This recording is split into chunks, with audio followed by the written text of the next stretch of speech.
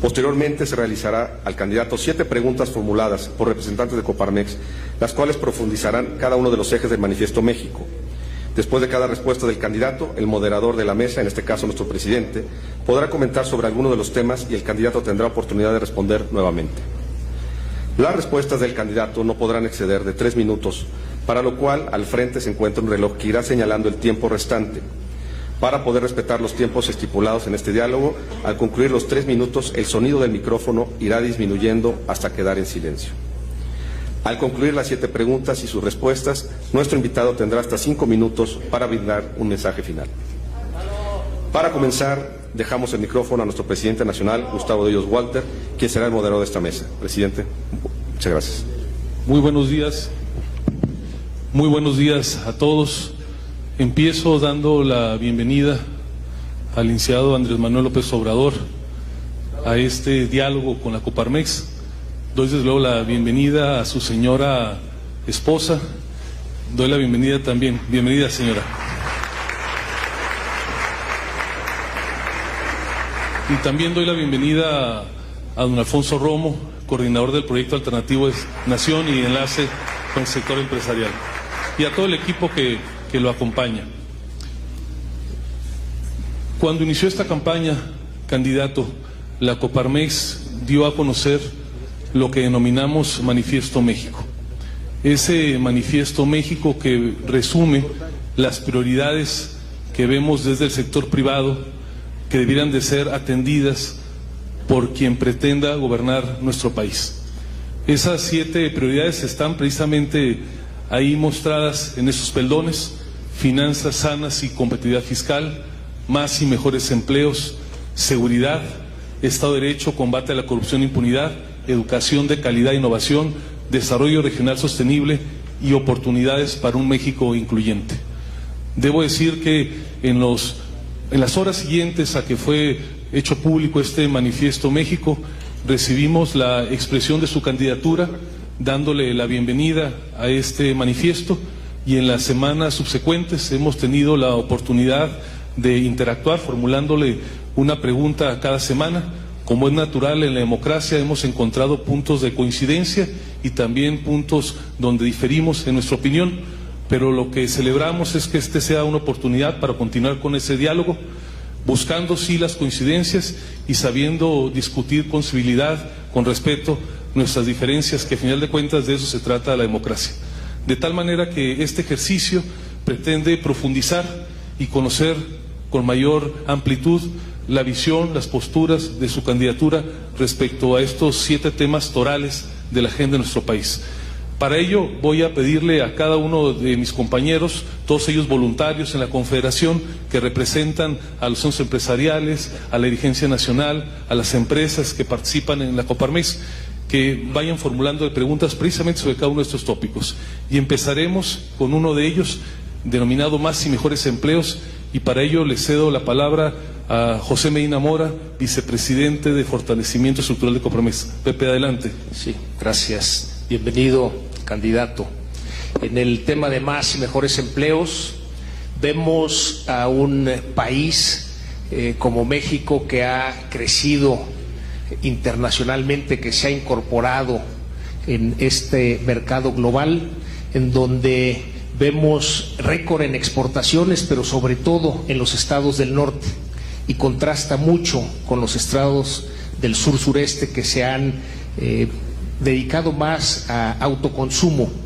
Nos preocupa esta diferencia, sobre todo cuando el mundo de transformación digital y el salario mínimo que tenemos en nuestro país es apenas superior a Venezuela o a Cuba. Y la pregunta, candidato, es: ¿cómo llevaría usted este aumento del salario mínimo para llegar a la línea que Coneval establece del bienestar? Sobre todo pensando en que en el pasado, cuando fue por decreto el aumento al salario mínimo, en los tiempos de políticas populistas, este aumento en los salarios se revertía al trabajador en costo por inflación.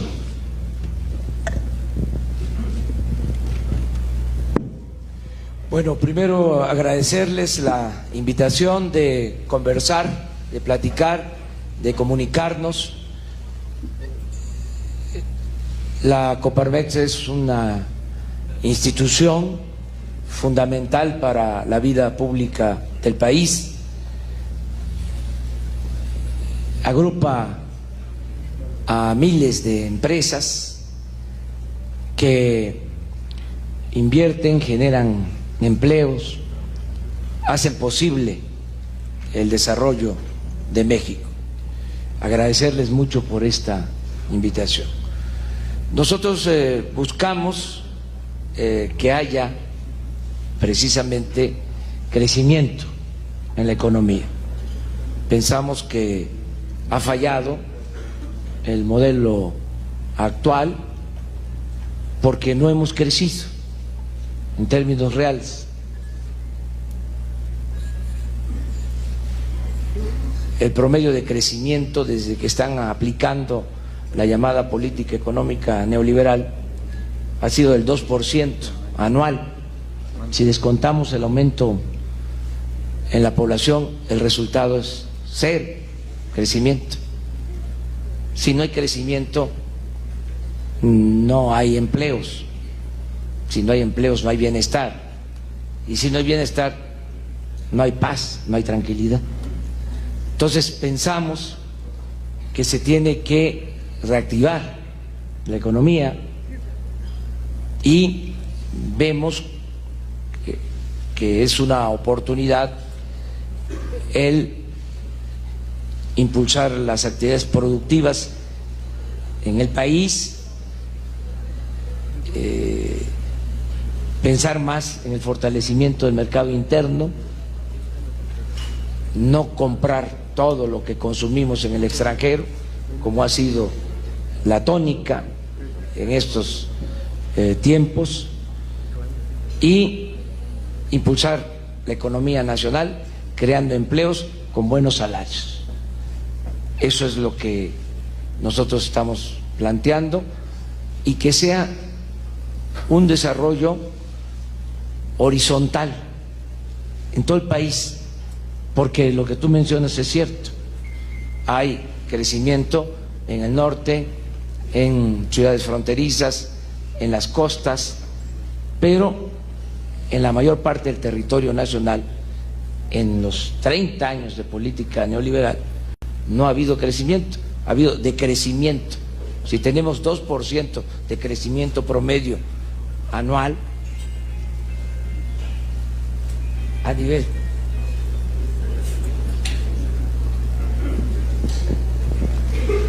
Muchas gracias, candidato.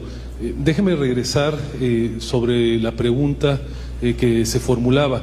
Quisiera, si nos pudiera precisar, la Coparmex hizo una propuesta específica en esta materia, que es que en el mes de mayo pudiera la CONASAMI acordar el incremento del salario mínimo para llegar, como un primer paso, lo aclaro, a la línea de bienestar. Señalamos 98 pesos con 15 centavos. Me gustaría si nos pudiera precisar si está usted de acuerdo o no con esta propuesta. También que nos comentara qué opina de cómo está estructurada la CONASAMI y si piensa que tendría que cambiar. Y ya que mencionó ahorita en su respuesta esta política neoliberal, como la mencionó, nosotros pensamos que hace 30 años empezaron a implementarse políticas en favor del libre mercado, en favor de la apertura comercial, y ciertamente la Coparmex ve con buenos ojos estas propuestas. Nos gustaría entender un poco más en qué consiste las partes adversas que usted identifica en esta política neoliberal.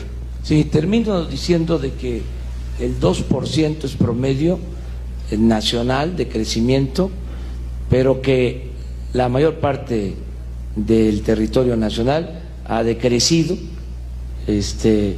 Hay tasas de crecimiento en la Riviera Maya del 8, del 10%, pero hay decrecimiento en muchas otras partes.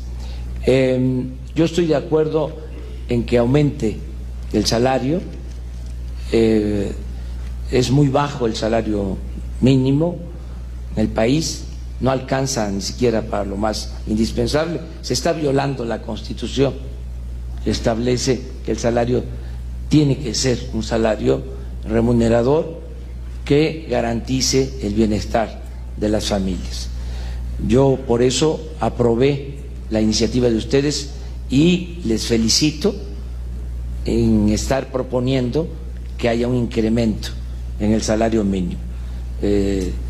Lo festejo, es algo extraordinario que ustedes tengan una dimensión social, o sea, que sean empresarios con dimensión social. Por eso les respondí aceptando la propuesta de ustedes. Y debemos mejorar el salario cada vez más. Ha sido mucha la pérdida del poder adquisitivo del salario. Les voy a dar un dato. Hace 25 años, un salario mínimo alcanzaba para comprar 55 kilos de tortilla. Actualmente el salario mínimo alcanza para comprar 6 kilos de tortilla. Así ha sido el deterioro del poder adquisitivo del salario, la pobreza. Entonces no podemos nosotros estar con un modelo económico así. Esto explica también el por qué se desató la inseguridad, la violencia. Hay una monstruosa desigualdad económica y social en nuestro país. Ha crecido mucho la pobreza en México. Entonces sí tenemos que mejorar el salario. Gracias, candidato. ¿Algo que quiere decir sobre estas políticas que mencionó como neoliberales? Brevemente, nos quedan unos segundos. Se olvida de que México tuvo un periodo de crecimiento del 6-7% anual con estabilidad macroeconómica, sin inflación, sin endeudamiento, sin devaluaciones, con el modelo económico llamado estabilizador. ¿Por qué no revisar si funcionó ese modelo? Era un abogado, el secretario de Hacienda, don Antonio Ortiz Mena. Gracias, candidato. Antes de pasar a la segunda ronda, quisiera darle la bienvenida a la presidenta del Partido Movimiento de Regeneración Nacional, Jacob Polensky. Gracias, Jacob, por estar con nosotros. Y desde luego, darle también la bienvenida a nuestros expresidentes nacionales que alcanzo a identificar que están aquí presentes. Les pido una disculpa si por mala vista incurre una omisión. Alberto Núñez Esteva, veo también a Alberto Espinosa de Ciudad, a Toño Sánchez Díaz de Rivera, a Jorge Osejo, bienvenidos expresidentes, y también agradecer la presencia de Francisco Cervantes, recién electo presidente con Camín. Paco, gracias por acompañarnos.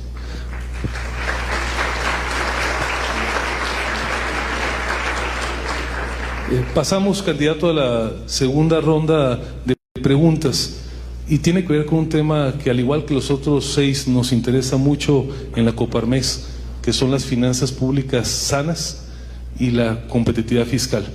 Para ello le voy a hacer uso de la voz a Adrián Coppel Calvo, consejero nacional por el estado de Sinaloa. Si nos quiere formular la pregunta. Adelante, Adrián. Gracias. Buenos días, candidato.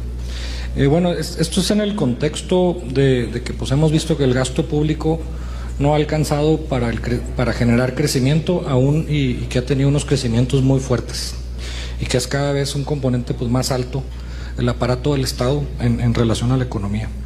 Y la pregunta es: ¿qué reforma fiscal propondría usted para elevar de forma significativa los recursos disponibles para la inversión pública, que se ha quedado rezagada y por lo tanto que detona empleo?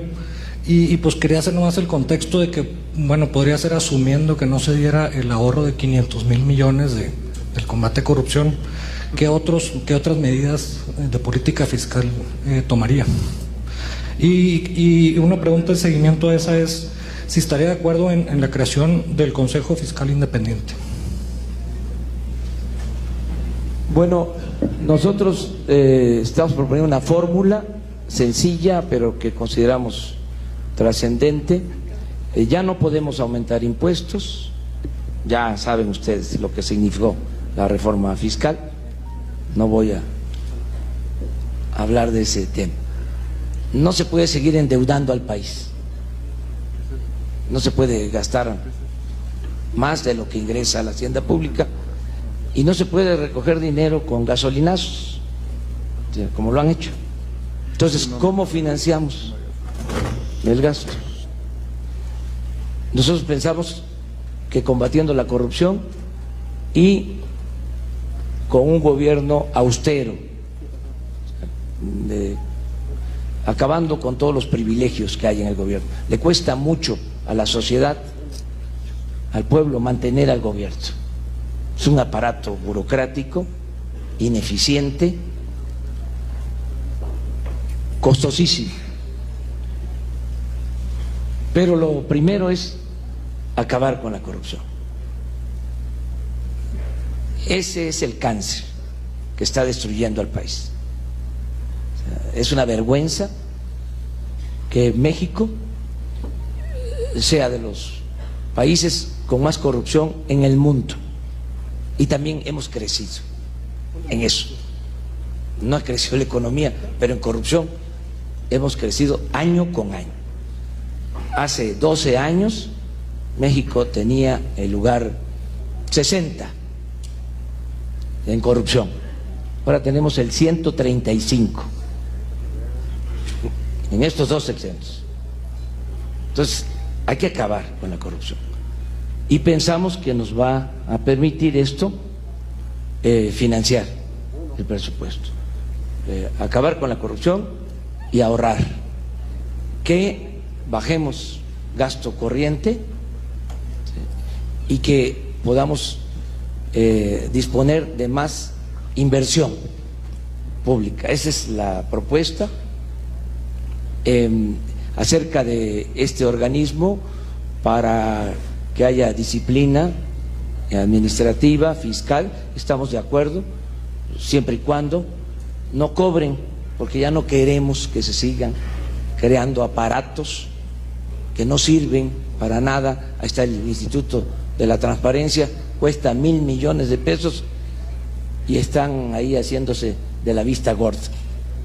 Puro aparato que supuestamente van a mejorar la administración pública, y es gasto sin beneficio a la sociedad.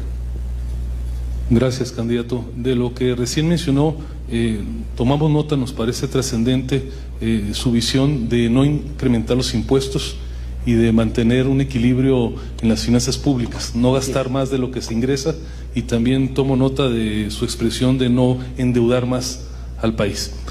Déjeme formularle 2 preguntas. En primer término, si cree que debe de promoverse una reforma fiscal a fondo que corrija los excesos de la reforma fiscal que entró en vigor a partir de 2014. Y en segundo término, si en tanto se aprueba esta reforma, sabemos que implica un proceso legislativo complejo, ¿estaría de acuerdo en emitir, conforme a las facultades que asisten al presidente de la República, a la Secretaría de Hacienda, un decreto de estímulos fiscales, particularmente en 2 temas que nos parecen fundamentales en Coparmex? Número 1, la deducibilidad inmediata de las inversiones para fomentar que las empresas inviertan más en bienes de capital, y segundo, recuperar la deducibilidad plena de las prestaciones laborales, que se cercenó prácticamente a la mitad con esta reforma. Vamos a analizar esto con prudencia, porque no queremos iniciar el gobierno como siempre, con reformas.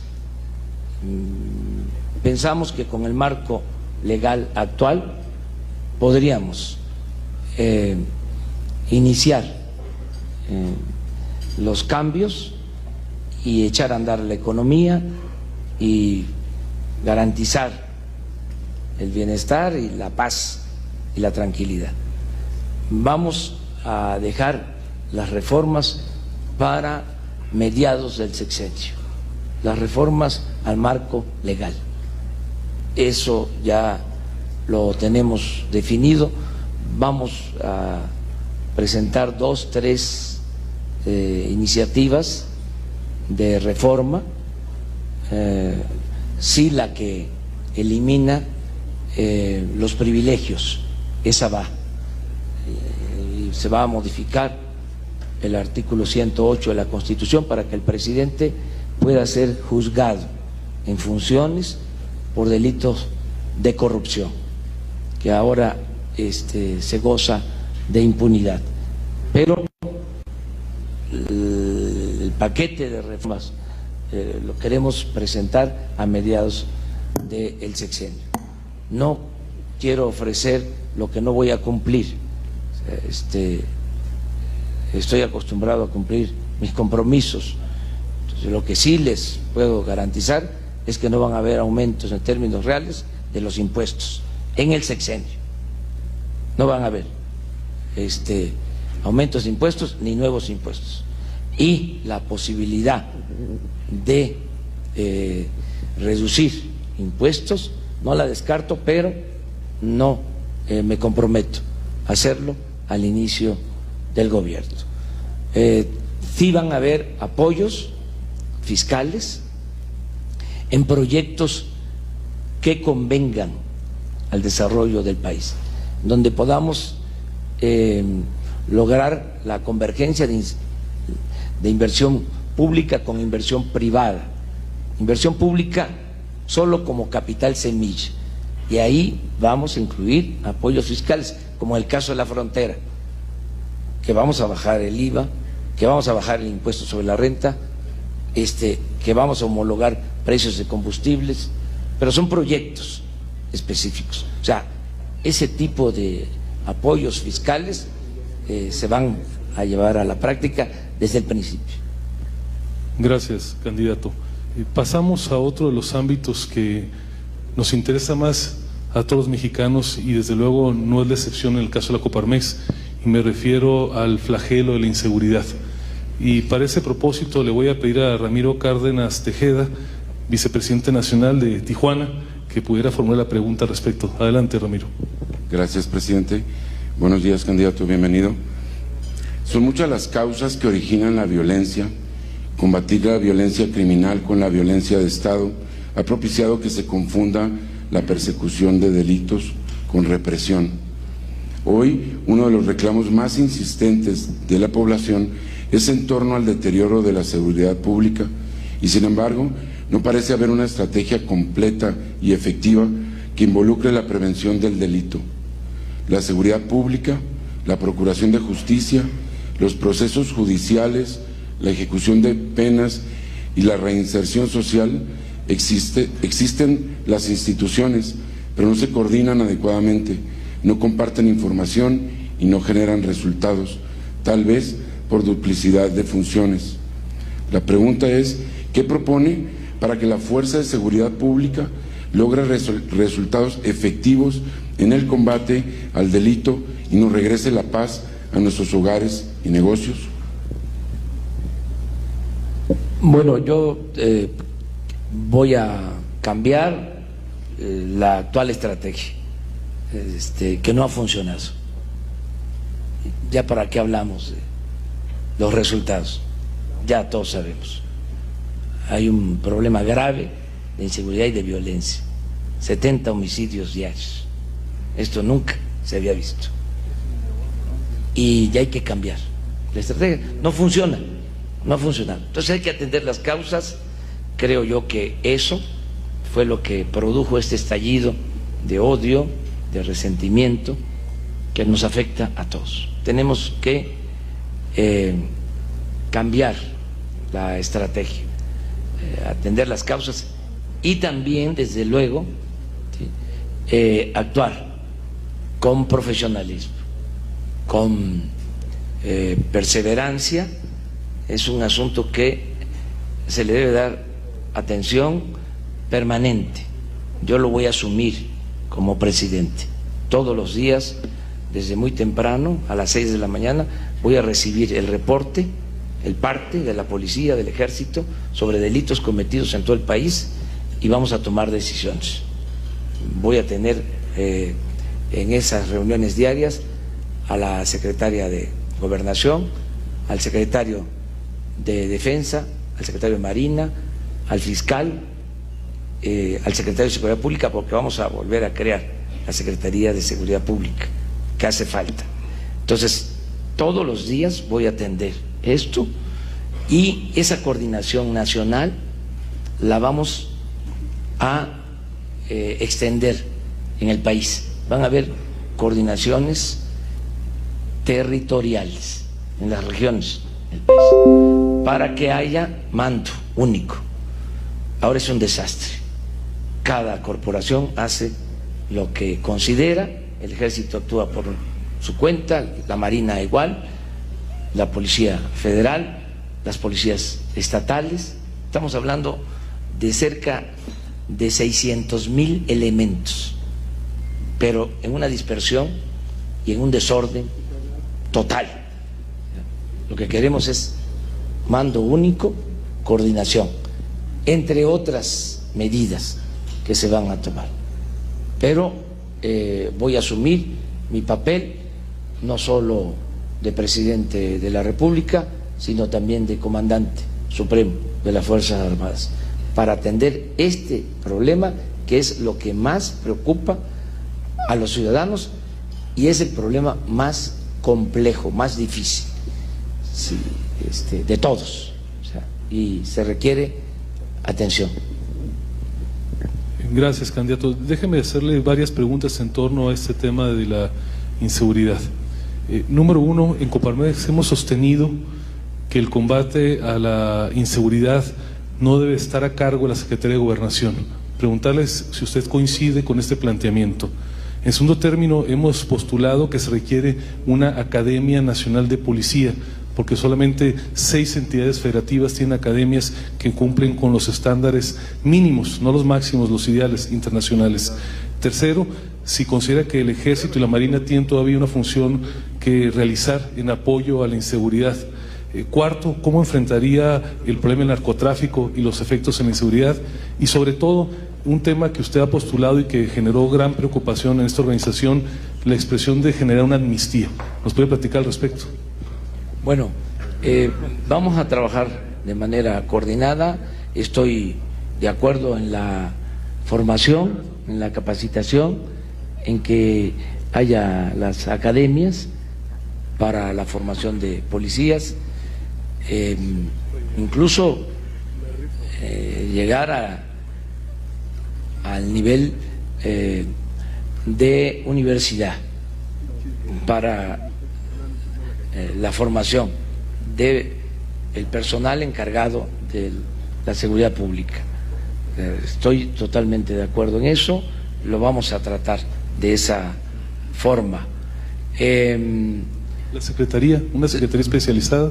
Va a crearse la Secretaría de Seguridad Pública. Fue un fracaso el de trasladar las funciones de la Secretaría de Seguridad Pública a Gobernación. O sea, eso no funciona. Y va a haber esta coordinación diaria de todo el gabinete de seguridad. ¿El Ejército y la Marina? Hacen falta, coordinados, coordinados, trabajando en equipo. Son 260,000 soldados, son 60,000 marinos. Es personal, es equipo, son instalaciones para la seguridad pública. O sea,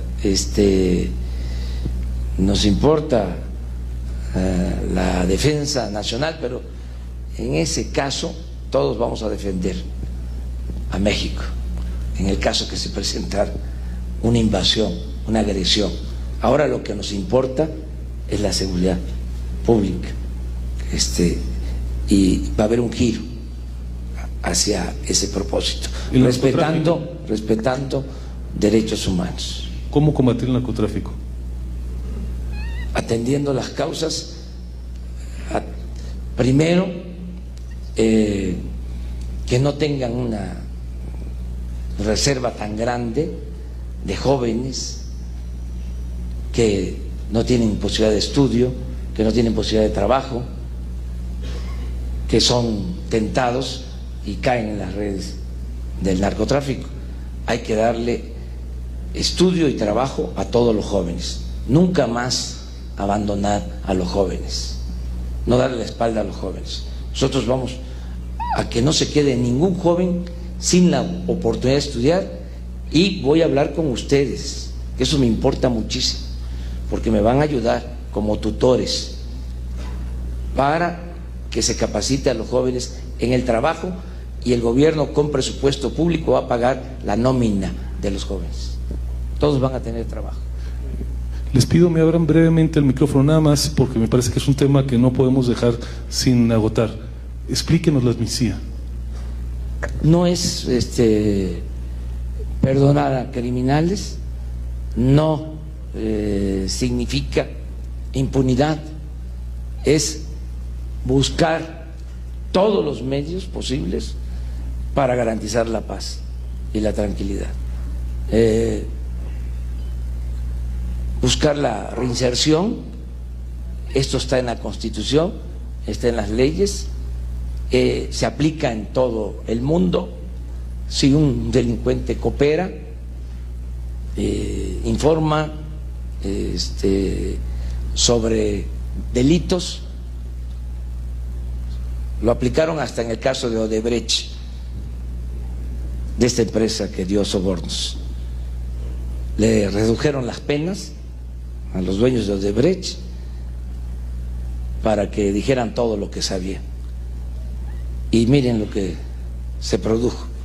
Hay hasta presidentes en la cárcel por los sobornos de Odebrecht. Son mecanismos que existen, los vamos a aplicar, siempre y cuando lo permitan las víctimas. No vamos a hacer nada sin consultar a las víctimas.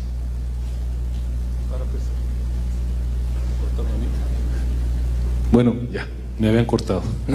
Pasamos a otra dimensión, candidato, que es desde luego una gran preocupación en la Coparmex, un tema que desde siempre nos ha ocupado en la propuesta, y me refiero a la educación de calidad y a la innovación. Le voy a pedir a Alfonso Garza, vicepresidente nacional de Desarrollo Económico de Nuevo León, si puede formular la pregunta. Adelante, Alfonso. ¿Cómo no? Buenos días, candidato, bienvenido. La prosperidad de un país y la cohesión social dependen principalmente de la calidad de la educación, de la preparación y del talento de su gente. A menor educación, más desigualdad y pobreza. Nuestro mayor reto consiste en brindar la mejor preparación posible también a los maestros. La pregunta es, ¿cómo avanzar claramente en el modelo educativo de calidad con equidad para el futuro?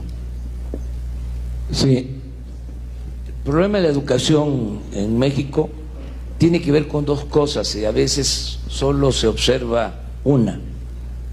Se insiste bastante en la calidad. De un tiempo para acá, la excelencia, y se olvida algo que es fundamental: la cobertura, el acceso a la educación.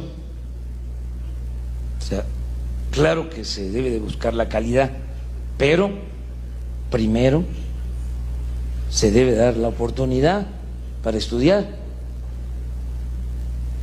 En eso no hemos avanzado. Se ha llegado al absurdo de rechazar a los jóvenes que quieren estudiar bajo la excusa de la calidad, cuando en el fondo lo que sucede es que no se invierte en educación.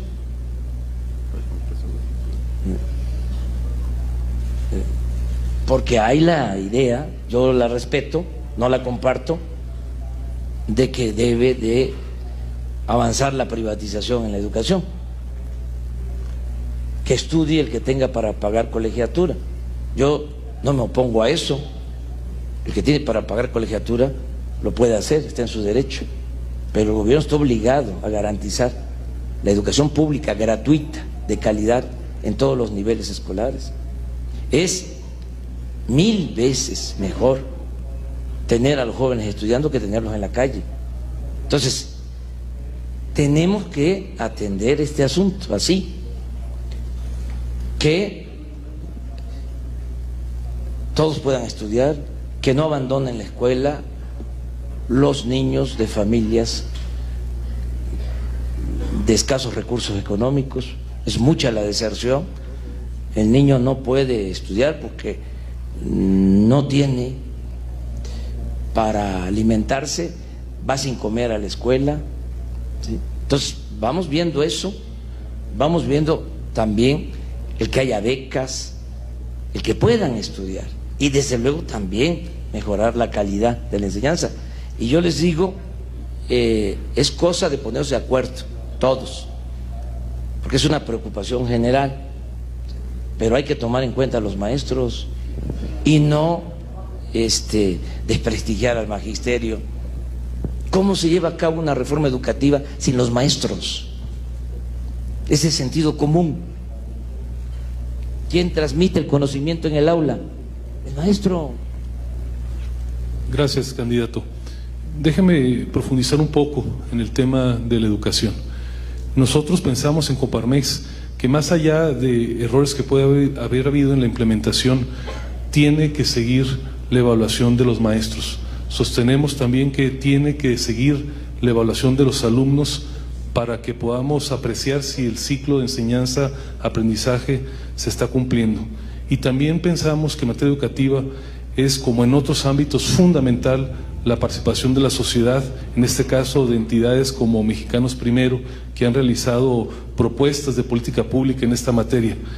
También nos preocupa que algunas organizaciones que se han manifestado en momentos de forma violenta en contra de la reforma educativa se muestren cercanos a su candidatura.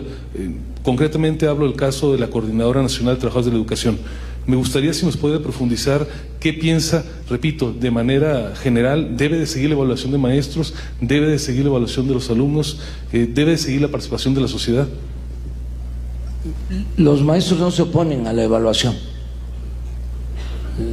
Ha habido mucha manipulación en este tema. Se ha vuelto un asunto ideológico, de mucha carga ideológica, y falta información y juicio práctico. O sea, los maestros no se oponen a que haya la evaluación. Lo que no quieren es que sea la excusa como el mecanismo para quitarles el empleo. Yo conozco todo el país, todos los municipios de México. Conozco los 570 municipios de Oaxaca y me consta que los maestros de Oaxaca trabajan. Sin embargo, por la propaganda en contra, se han ensañado contra los maestros de Oaxaca. Han llegado a publicar en un periódico muy famoso, en 8 columnas, que un maestro de Oaxaca ganaba 600,000 pesos mensuales. Bueno, han sido perseguidos, acusados, encarcelados, les han fabricado delitos de lavado de dinero.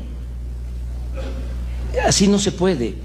Tenemos que reconciliarnos y todos tenemos que participar. Desde luego, maestros, que no se puede llevar a cabo una reforma educativa sin los maestros. Los padres de familia, los especialistas, pedagogos, las asociaciones civiles, elaborar conjuntamente un plan educativo para mejorar de verdad la calidad de la enseñanza sin afectar los derechos laborales del magisterio. Entonces, estamos buscando nosotros la reconciliación, pero ya no se debe de estar polarizando.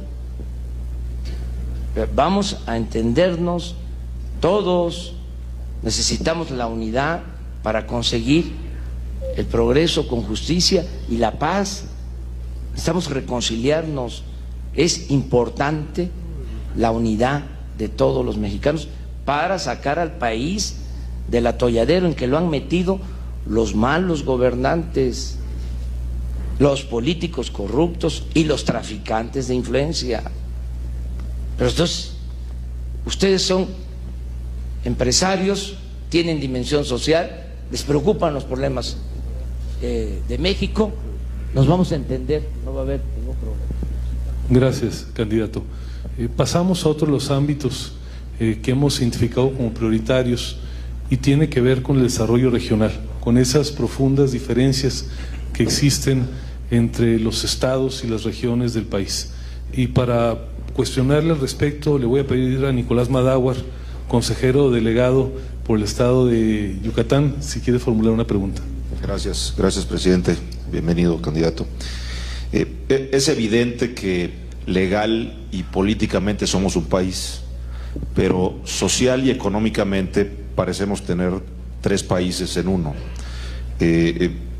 Tienen las zonas del país dinámicas y ritmos de crecimiento distintos. Esto no es algo de hoy, lleva ya muchos años y difícilmente podamos culpar a los dos temas que pues más han salido en esta campaña, lo que son corrupción e inseguridad, porque esos desafortunadamente son bastante democráticos en el país, están por todos lados, no son exclusivos de una zona.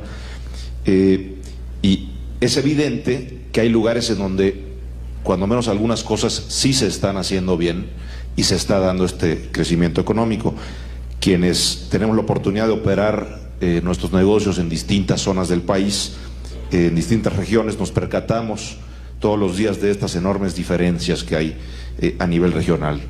Evidentemente se lo pregunta a alguien que vive en el sureste y que las percibe todos los días. La pregunta viene en tres que me gustaría nos comentara de manera específica. Es, número uno, ¿qué diagnóstico le da el problema? ¿Por qué estamos en esta dinámica desde hace tantos años? Uno. Dos, ¿qué acciones tomaría al respecto para corregirla?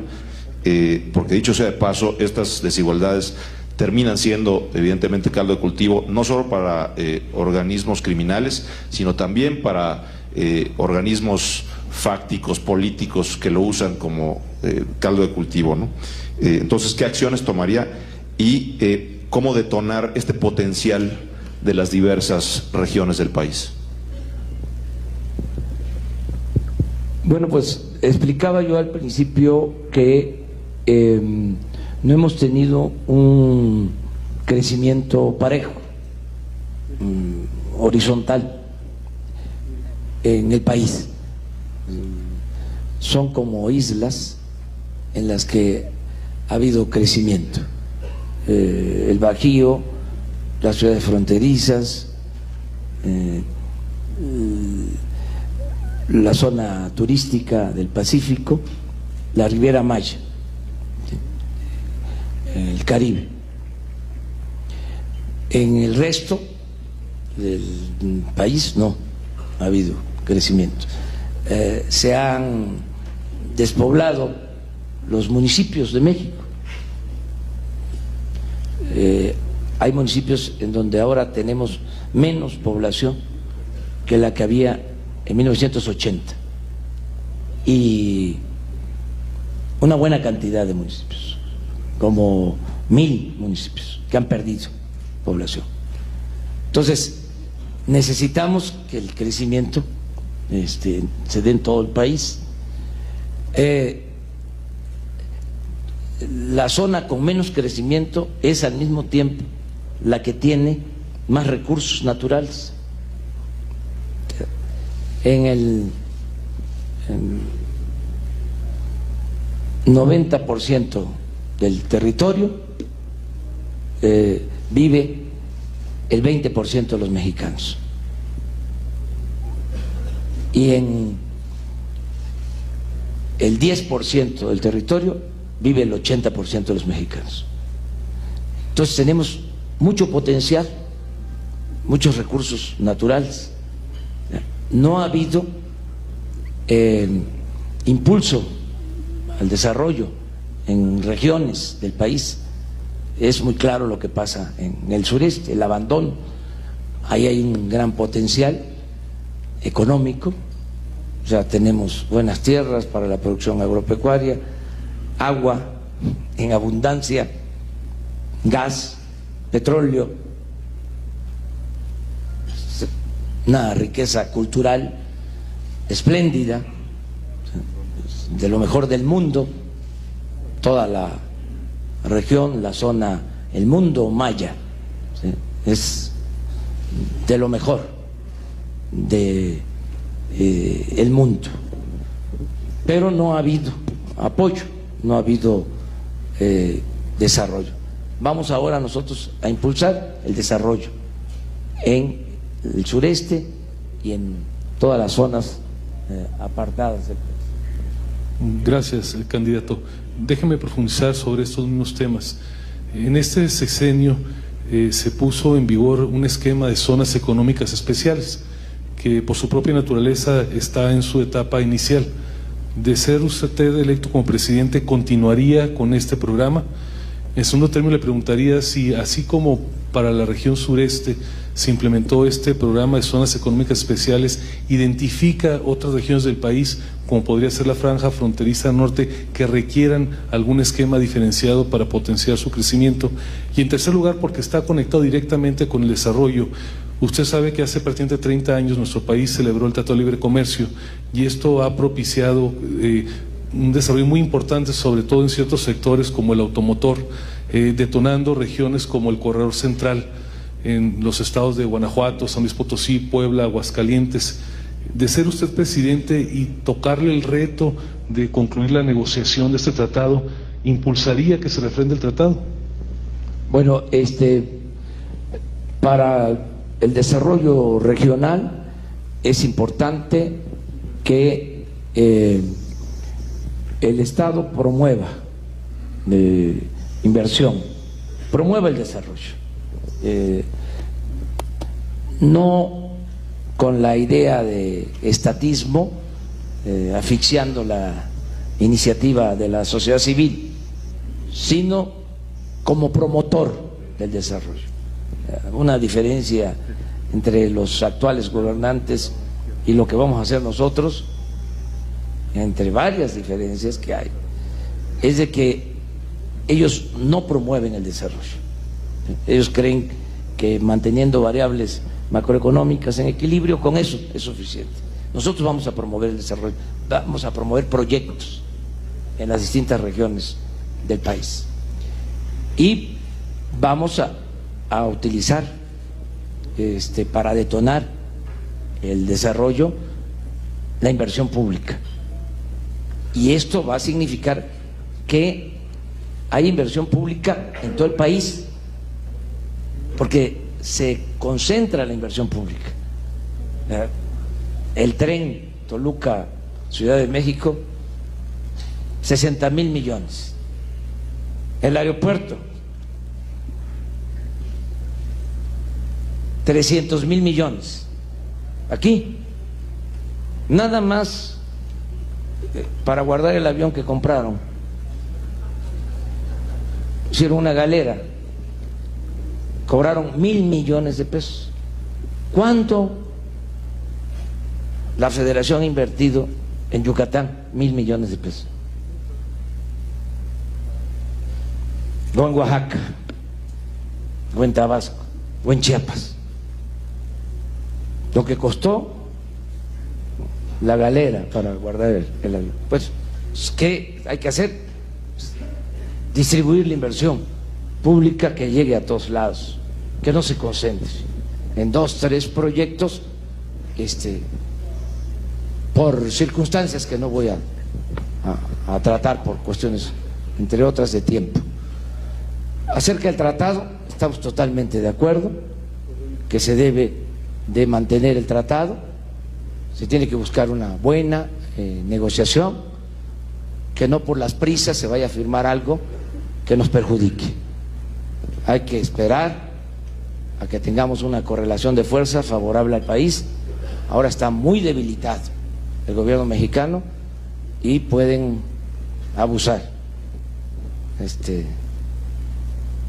los gobernantes del extranjero. Gracias, candidato.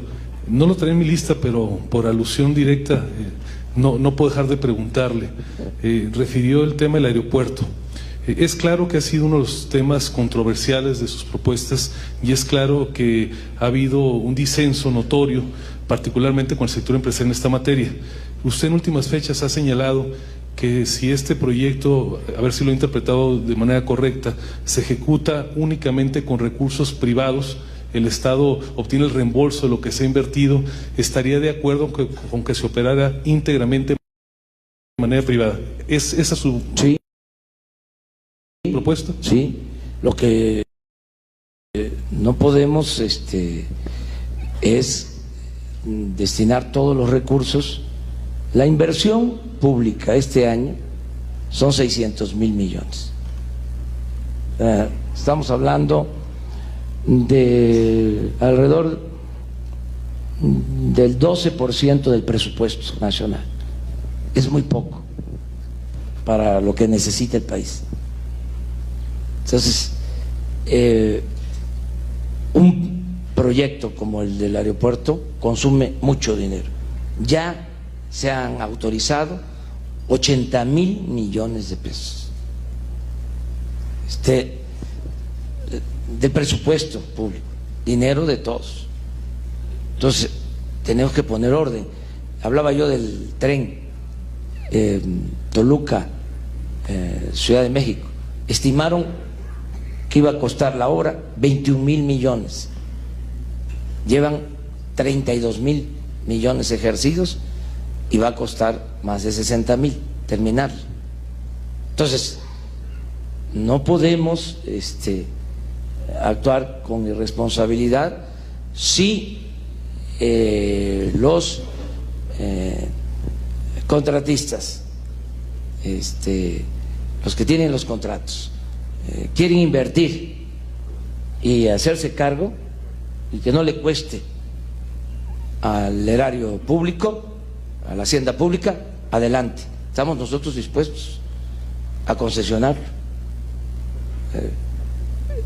Por ejemplo, decían, es que la mayor parte es inversión privada, solo el 30% es inversión pública. No sé si ustedes han escuchado eso. Si fuese así, pues ya entregó el Estado lo que le correspondía, porque ya son 80,000 millones. Pero no es así. Entonces están engañando. Nosotros tenemos otra opción, otra alternativa para que no se gaste tanto, que es construir 2 pistas en el aeropuerto militar de Santa Lucía, conectar el actual aeropuerto con Santa Lucía, porque también construir el nuevo aeropuerto, donde lo están haciendo, en el lago de Texcoco, es el peor lugar, va a implicar, entre otras cosas, cerrar 2 aeropuertos, el actual y el de Santa Lucía. No resiste una evaluación técnica, administrativa, esa obra. Entonces, no es perjudicar a nadie. Claro que necesitamos el aeropuerto, claro que necesitamos resolver el problema de la saturación del actual aeropuerto, pero ¿cómo lo hacemos? De manera racional, que nos beneficie a todos. Ese es el planteamiento que estamos haciendo. Yo voy a tratar este asunto con el presidente Peña al día siguiente. Ya dije que no va a ser al día siguiente porque vamos a estar desvelados, pero a los 2 días de la elección voy a estarle tocando la puerta de Los Pinos de manera muy respetuosa para tratar este asunto y que podamos en una comisión mixta, que ya se había acordado, más que no se pudo, 5 especialistas del sector privado, 5 del gobierno actual y 5 nuestros, para hacer un análisis técnico, lo que más convenga. No es un capricho, es qué es lo que más le conviene al país. Gracias, candidato.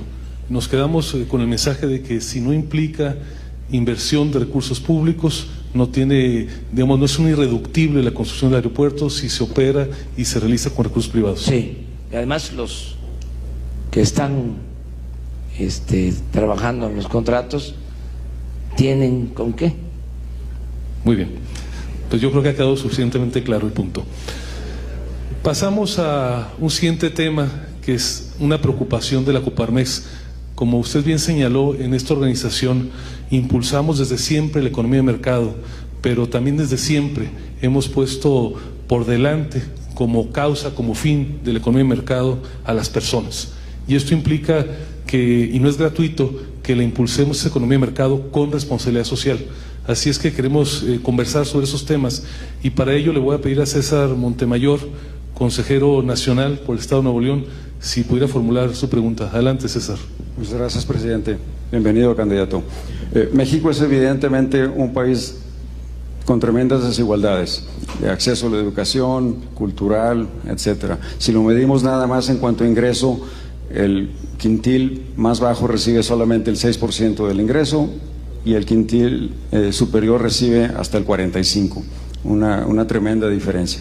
Sin embargo, la respuesta de los gobiernos pasados siempre ha sido por décadas el incrementar los programas asistenciales y paternalistas. La proporción que se gasta en esos programas cada vez ha ido en aumento. Llámele Prospera, Solidaridad, todo tipo de programas. La pregunta tiene tres aristas. Una es si está usted dispuesto a eficientar toda esa cantidad de programas, que son cientos o hasta se puede hablar hasta de miles de programas. Segundo, si estaría dispuesto también a hacer un padrón de beneficiarios de esos programas, de manera que evitemos la corrupción, todo el tipo de intermediarios, coyotes, etcétera, que pues básicamente se roban un buen pedazo de esos recursos. Y tercero, como una medida también para evitar la corrupción, reducir al mínimo o hasta eliminar el uso del efectivo en la distribución de esos recursos, de esos apoyos. Estoy totalmente de acuerdo con los planteamientos, con los tres. Sí hay una gran dispersión de programas que no tienen ningún impacto, que no benefician a la gente. Muchísimos programas, para todo. Hay programas y burocracia costosísima, porque para cada programa es una dirección, es una comisión, es un fideicomiso, son directores, asesores, aparato burocrático. Ahí se queda el presupuesto. Entonces, nosotros vamos a buscar que sean pocos los programas. El que mucho abarca, poco aprieta. O sea, muy pocos proyectos, incluso en lo productivo, en la infraestructura, en lo social. Vamos a echar a andar la economía, vamos a sacar al país adelante con 30 proyectos estratégicos, no más. Sobre eso nos vamos a ir. Entonces estoy totalmente de acuerdo. Pocos programas. Vamos también a darle un giro, va a cambiar la función de la Secretaría de Desarrollo Social. Ya no va a estar solo entregando despensa, entre otras cosas, frijol con gorgojo, ahora que necesitan los votos, porque a eso se dedica. O sea, vamos a que la Secretaría de Desarrollo Social tenga una orientación más hacia lo productivo,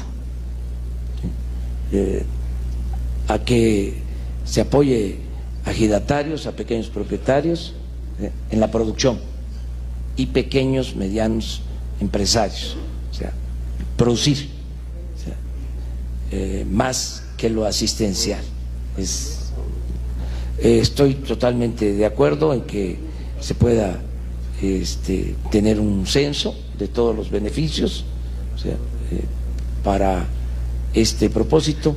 Y lo último que planteaste es lo de minimizar el uso del efectivo. Sí, también buscar la forma de que no haya efectivo y que se evite con esto la corrupción, o sea, que baje el apoyo de manera directa. Yo tengo experiencia, el apoyo a los adultos mayores aquí en la Ciudad de México se inició hace 16 años con una tarjeta y sin ninguna institución, una tarjeta a los beneficiarios.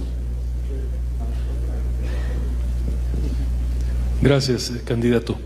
Déjeme abundar un poco más sobre los temas relacionados con el desarrollo social. Siguiendo en el ámbito de estos programas sociales de asistencia social, hemos planteado en la Coparmex la importancia de que exista una cédula nacional de identidad que esté conectada con un padrón de beneficiarios, de tal manera que haya claridad de los programas, pero también de las personas que están recibiendo estos programas y evitar que haya un uso discrecional, a veces con fines electorales o de corrupción.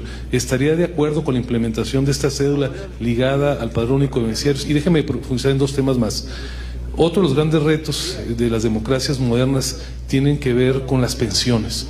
Nuestro diagnóstico es que se requiere una mayor aportación de trabajadores, de patronos, probablemente también del gobierno en alguna etapa, porque de otra manera el esquema que hoy por hoy tenemos es inviable. Está matemáticamente demostrado que muchos adultos mayores llegarán con una pensión que será apenas el 30 o el 40% de su ingreso. ¿Estaría dispuesto a poner una reforma en esta materia? Sí, estoy de acuerdo en la transparencia de todos los programas, como aquí se planteó, que se conozca y que no se utilicen con propósitos electorales o de otro tipo, que no haya clientelismo, que se considere como derechos de los ciudadanos todos los apoyos. Lo de las pensiones requiere de un análisis, tenemos que actuar con mucha responsabilidad para que se tengan las pensiones, cuidar las pensiones, y yo no hablaría ahora de aumentar las cuotas, ni de obreros, ni de patrones, ni de aportación del gobierno. Vamos a hacer un análisis serio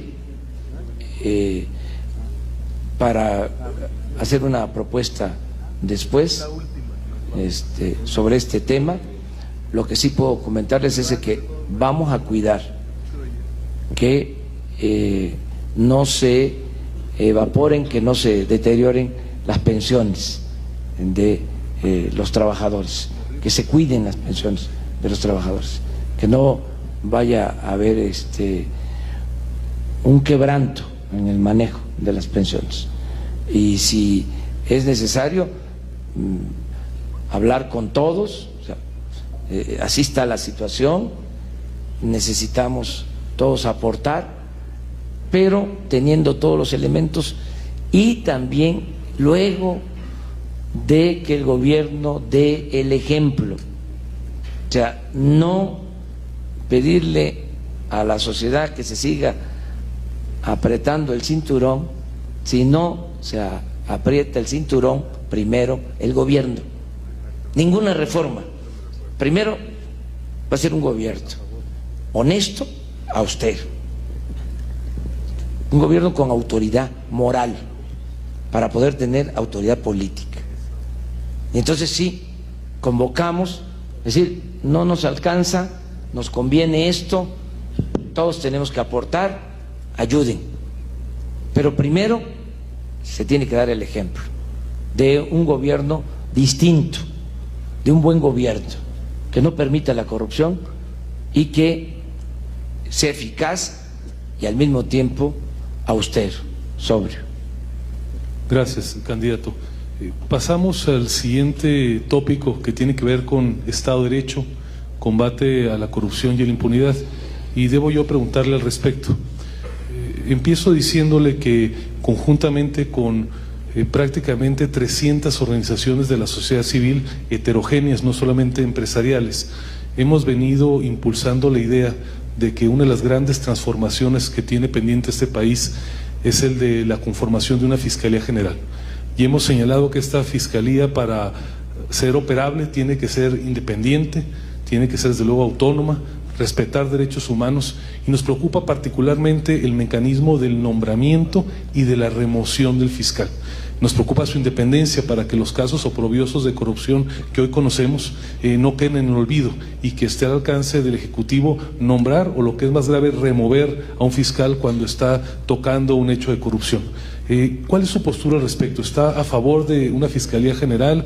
¿Tiene sus reservas? Nos gustaría conocer su propuesta. Sí, nosotros queremos que se mantenga el artículo 102 como está para la elección del fiscal, que el presidente presente una terna al Congreso y que el Congreso elija. Eso es lo que nosotros planteamos. Para nosotros es fundamental que el fiscal sea una gente íntegra, honesta,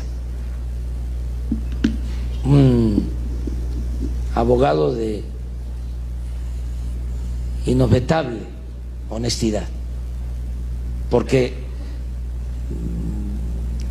lo principal de nuestro programa, si me dicen, a ver, resume en un segundo, tú que no hablas de corrido, ¿qué vas a hacer? La respuesta es acabar con la corrupción. Eso es lo número uno. Acabar con la corrupción. O sea, así como los están escuchando. Y ya me conocen, y hasta mis adversarios saben que soy perseverante, soy terco, soy necio. Ya se me metió eso en la cabeza y lo vamos a cumplir. Se va a acabar con la corrupción. Entonces no quiero que ese instrumento, que es fundamental, esté en manos de los corruptos, como ha pasado. Quiero que sea realmente independiente y que aplique el criterio de que al margen de la ley nada y por encima de la ley nadie. Va a haber Estado de Derecho, que no ha habido. Lo que hay es un estado de chueco, de cohecho. Entonces ya basta también de simular, estar creando instituciones nada más para seguir manteniendo la corrupción en el país. Miren, cuando íbamos a ganar, que ganamos, nada más que nos robaron la presidencia en el 2006, ¿saben qué querían nuestros adversarios? Quitarnos el SAT.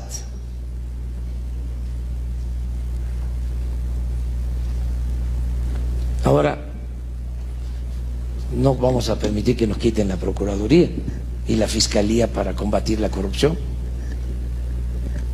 Eso no. Entonces yo respeto mucho la opinión de ustedes, pero en esto no estoy de acuerdo. Gracias, candidato. Es claro que en este tema tenemos un notorio disenso. Las organizaciones que estamos planteando la iniciativa de la Fiscalía General, pensamos que uno de los elementos fundamentales es que en el proceso de nombramiento del fiscal haya una participación de la sociedad civil, los verdaderos organismos calificados en el tema, los profesionales, los colegios, y que desde luego el presidente conserve una parte importante en el proceso de designación, y el Congreso también lo propio. Nos parece que el modelo que ha seguido hasta la fecha, donde el presidente propone, no ha dado los mejores dividendos, sobre todo porque el Congreso raras veces objeta estas designaciones. Es claro que tenemos aquí un disenso, y me parece que en democracia es válido disentir. En la Coparmex, con esas organizaciones, hemos celebrado recientemente un convenio con el INE, mismo que nos va a permitir utilizar la aplicación digital para promover una iniciativa ciudadana. Ya promovimos una, que fue la iniciativa al 3 de 3 del Sistema Nacional Anticorrupción. En el mes de junio vamos a iniciar un proceso para obtener 2 millones de apoyos para esta iniciativa. Si usted fuera electo y llegara...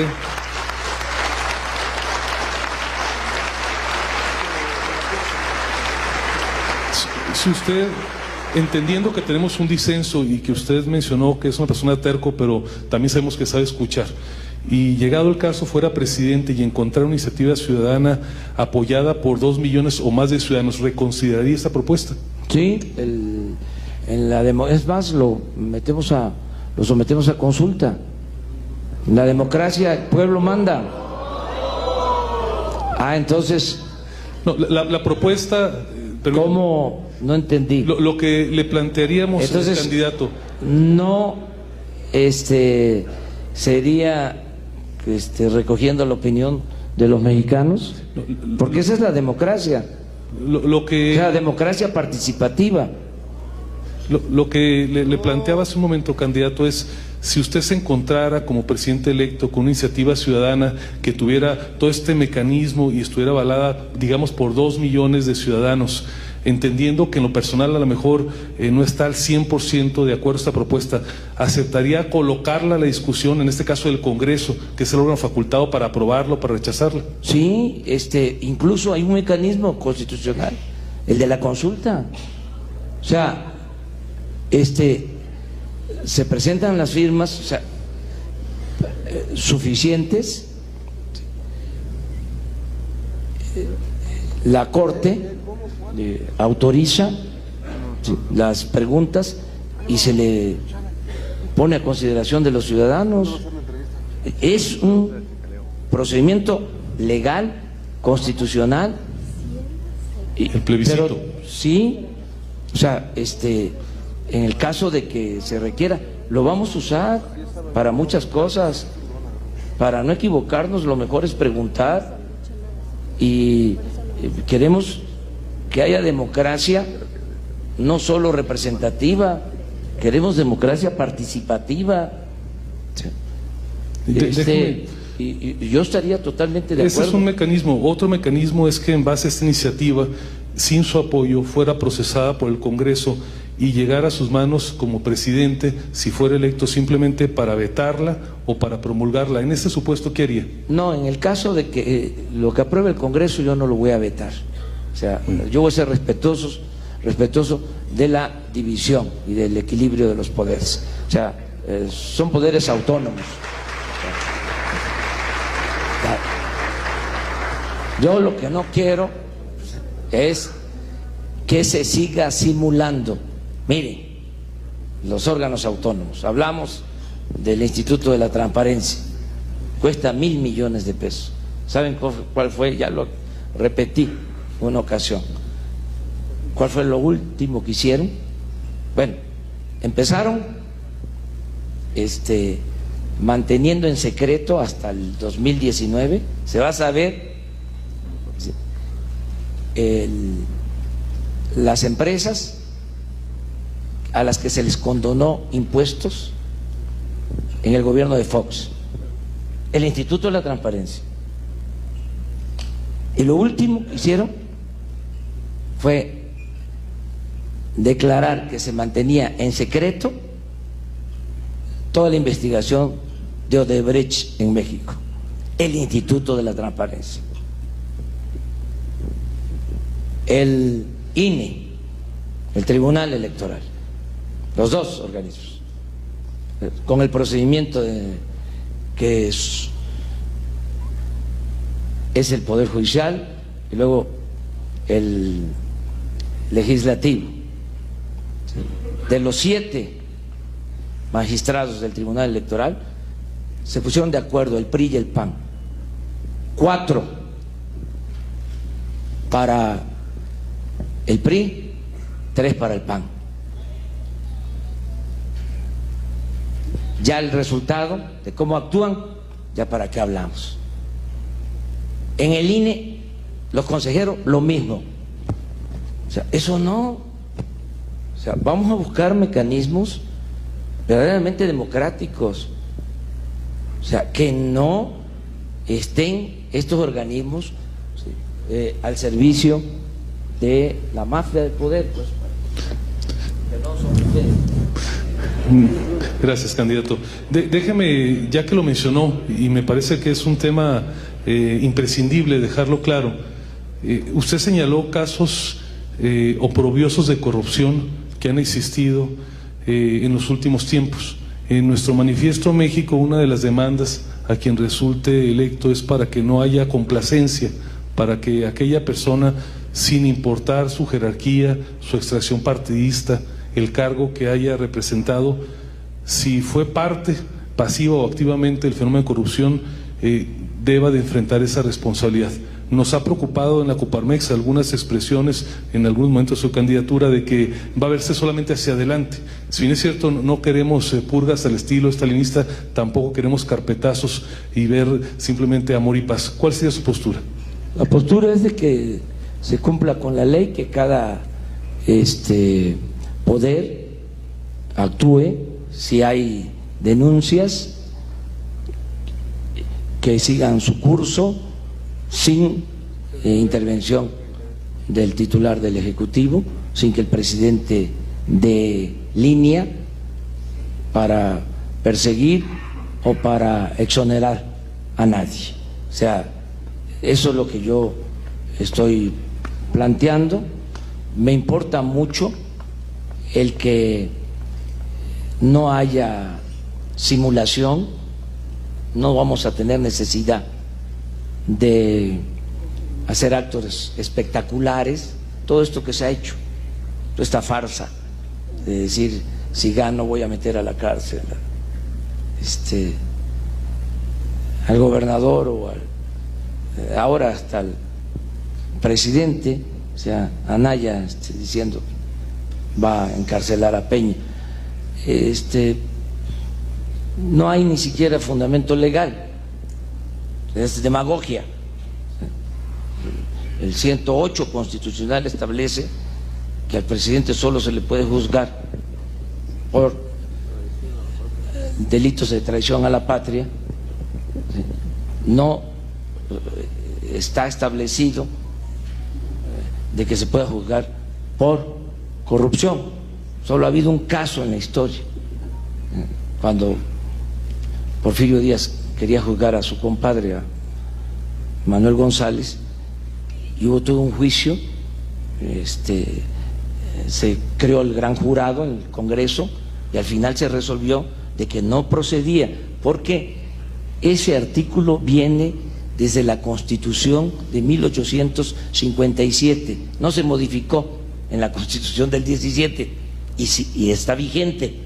Lo primero que hay que hacer es quitar ese artículo para que sí sea juzgado el presidente en funciones por corrupción, pero decir de que van a encarcelar a presidente cuando ni siquiera hay marco legal es demagogia pura. Estoy seguro que ahora les van a venir a decir aquí, con todo respeto, de que les van a bajar los impuestos. Ya está diciendo Anaya que va a bajar el precio de la gasolina, MIT está diciendo que va a aumentar la pensión a los adultos mayores. Ya le salió el populismo a los dos. Pero es la desesperación por los votos, es la temporada. Gracias, candidato. Nos queda un poco de tiempo, vamos a dar algunas preguntas adicionales de los miembros del panel. José Medina Mora, por favor. Sí. Candidato, un tema que nos preocupa en Coparmex es la informalidad. Nos dice el INEGI que el 80% de los mexicanos que ganan el salario mínimo trabajan en la informalidad, lo cual quiere decir que además no tienen seguridad social. Nos preocupa también que estos negocios informales no pagan impuestos. Si es una economía en efectivo en donde no pasa por el sector bancario, no hay cuentas de cheques, no hay tarjetas de crédito, y eso nos ha rezagado como país en donde tenemos este crecimiento desigual. La pregunta, candidato, es si hay algún plan para poder pasar estos negocios informales a ser empresas formales. Yo creo que va a ser un proceso, sería uno de los motivos por el que se planteara una nueva reforma fiscal. O sea, pero ya hablé de los tiempos, el que podamos simplificar mucho trámites y que todos los ciudadanos manifestemos nuestros ingresos, todos los ciudadanos, como estamos inscritos en el padrón electoral y con una fórmula sencilla puede haber esta manifestación de pago de impuestos. El que no tenga ingresos suficientes, pues también lo manifiesta, y así muchos van a querer pasar a la formalidad. O sea, hay muchos que están en la informalidad, que quisieran pagar los impuestos, pero no tienen las facilidades, porque eso lo conocen ustedes, lo padecen, es una maraña de trámites, o sea, es muy complejo. Entonces, simplificar lo más que se pueda y echar a andar la economía, que haya crecimiento, y esto va a permitir que se vayan incorporando los que están en la economía informal a la formal. Es un proceso. Yo estaría dispuesto a eso, a que buscáramos ampliar el padrón de contribuyentes, ¿sí? Trabajar en eso, que paguen impuestos los que no pagan, los que evaden impuestos.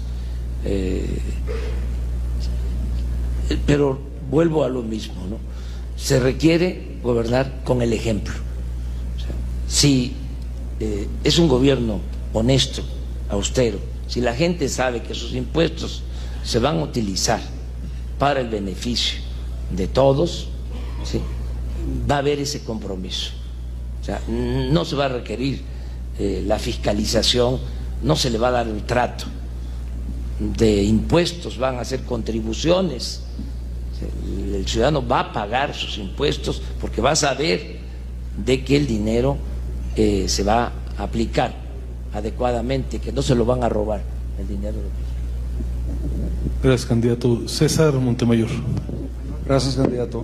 Tenía un comentario hace rato. Dado que tenemos un desacuerdo muy puntual en cuanto al mecanismo de la designación del fiscal y la de modificación al artículo 102, quisiera que nos aclarara o que nos comentara cómo percibe usted a las organizaciones de la sociedad civil que en el caso del Sistema Nacional Anticorrupción trabajaron más o menos 300, como mencionó el presidente, en el diseño del sistema. ¿Cómo percibe usted el papel de las organizaciones de la sociedad civil para trabajar junto con el gobierno para mejorar el país? Yo respeto mucho a las organizaciones de la sociedad civil. Miren, lo que ahora se llama sociedad civil, antes se llamaba pueblo. Entonces le tengo una veneración al pueblo, es luego a la sociedad civil. A veces tengo desconfianza porque se disfrazan, se hacen pasar como miembros de la sociedad civil los que tienen intereses creados, los que quieren seguir medrando. Entonces sí tengo mis desconfianza. Por ejemplo, tenemos pruebas de que hay organizaciones de la sociedad civil, entre comillas, que están financiando la guerra sucia en contra nuestra. Entonces, eso no. La sociedad civil tiene otros propósitos y tiene que ser democrática, independientemente si les gusta o no les gusta lo que nosotros representamos. se tiene que cumplir con la ley. Hay organizaciones de la sociedad civil recientemente contrataron tiempo en contra nuestra. El Tribunal Electoral les canceló sus mensajes. Entonces, contrario a la Constitución, se probó, y además es antidemocrático.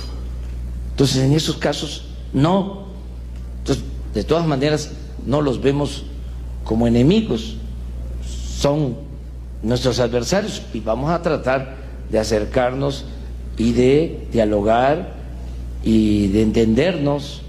O sea, ese es mi planteamiento, pero mucha gente de la sociedad civil hace labor en beneficio de los demás, aplican el principio que debe de prevalecer en todos nosotros, el del amor al prójimo, y merecen todo mi respeto, toda mi admiración.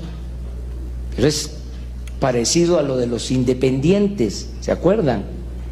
De los candidatos independientes, que pues son independientes del pueblo, no de la mafia del poder.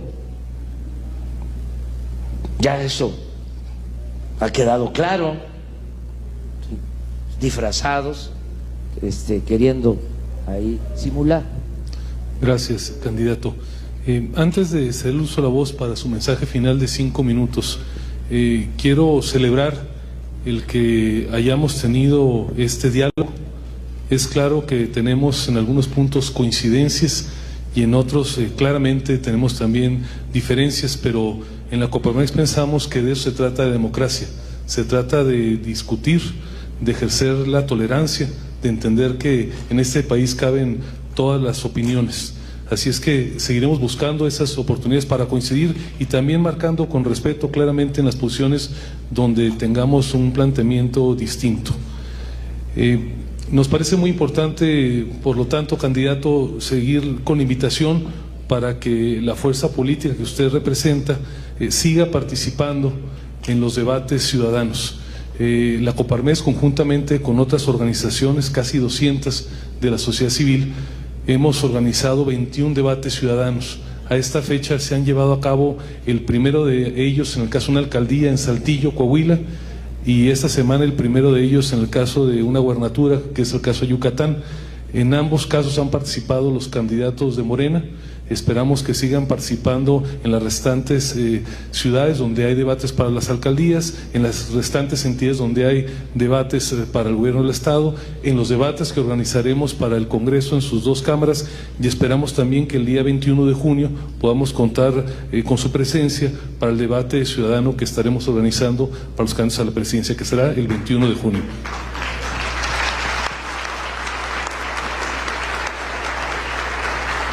Dicho lo anterior, también creo que es justo reconocer que en este periodo desde que lo invitamos hemos mantenido una muy abierta interlocución, incluso en momentos difíciles donde claramente hemos tenido diferencias que no han sido menores, y ahí reconocer la apertura de su equipo, de la presidenta de su partido, del coordinador del Proyecto Alternativo de Nación y de su coordinador de campaña, con quienes hemos tenido oportunidad de dialogar claramente nuestras diferencias y también buscar coincidencias. Sin más, le cedo el uso de la voz para que pueda dar su mensaje en los próximos 5 minutos. Pues yo les agradezco mucho la oportunidad de conversar, de comunicarnos, decirles que buscamos nosotros una transformación por la vía pacífica, legal. Es un momento estelar en la historia de México. No siempre se presentan estas oportunidades. Solo han habido 3 transformaciones en la historia del país: la independencia, la reforma, la revolución. Y nosotros vamos a llevar a cabo, millones de mexicanos, la 4ª transformación de la vida pública de México. Y lo vamos a lograr sin violencia. Las otras 3 se han hecho por la vía armada. Así se presentaron las circunstancias. Ahora lo vamos a lograr con la participación consciente, de los ciudadanos, de millones de ciudadanos, de todas las clases sociales, porque en nuestro movimiento hay indígenas, hay campesinos, hay obreros, maestros, integrantes de clases medias, comerciantes y muchos empresarios. Yo en la precampaña me dediqué a recorrer los estados de la República y a tener reunión en todos los estados con empresarios. Entonces es un movimiento amplio, plural, incluyente. Les diría que están participando de todos los partidos, no solo de la coalición Juntos Haremos Historia. Los 3 partidos de la coalición Juntos Haremos Historia tenemos cuando mucho 4 millones de militantes, y en las encuestas están manifestando que van a votar por nosotros alrededor de 30 millones de mexicanos. Esto significa que están participando de todos los partidos y muchos ciudadanos sin partidos. Va a ser un cambio ordenado y para bien del país, y lo vamos a hacer con la participación de todos.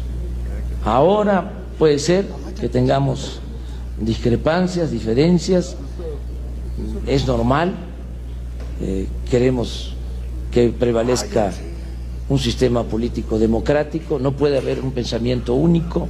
Nosotros estamos buscando la transformación, no para establecer una dictadura, sino para establecer una auténtica democracia. Entonces, en la democracia hay pluralidad, hay discrepancias, se tiene que garantizar el derecho a disentir. Yo estoy seguro que pasando la elección nos vamos a reunir, les hablaba yo del programa de los jóvenes, yo voy a ir a buscarles a los estados, necesitamos a los empresarios para ponernos de acuerdo y echar a andar el programa para la transformación del país, que nos permita crecer con bienestar, con paz, con tranquilidad. Esa es la convocatoria que yo les hago. Yo goberné esta ciudad, muchos me conocen, luego crearon una leyenda negra como parte de la guerra sucia. Entiendo también, hay quienes no quieren que haya un cambio porque les ha ido muy bien a ellos, le ha ido mal a la mayoría de los mexicanos. Entonces por eso se ha tratado de asustar a la gente. Yo les puedo garantizar que vamos a ser respetuosos del Estado de Derecho, que va a haber un auténtico Estado de Derecho, que no van a haber arbitrariedades, actos autoritarios, no van a haber confiscación de bienes, no van a haber expropiaciones. Vamos a actuar siempre de conformidad con la ley. Lo que decía el presidente Juárez, vamos a respetar a todos. ¿Sí? Nada por la fuerza, todo por la razón y el derecho. Muchas gracias.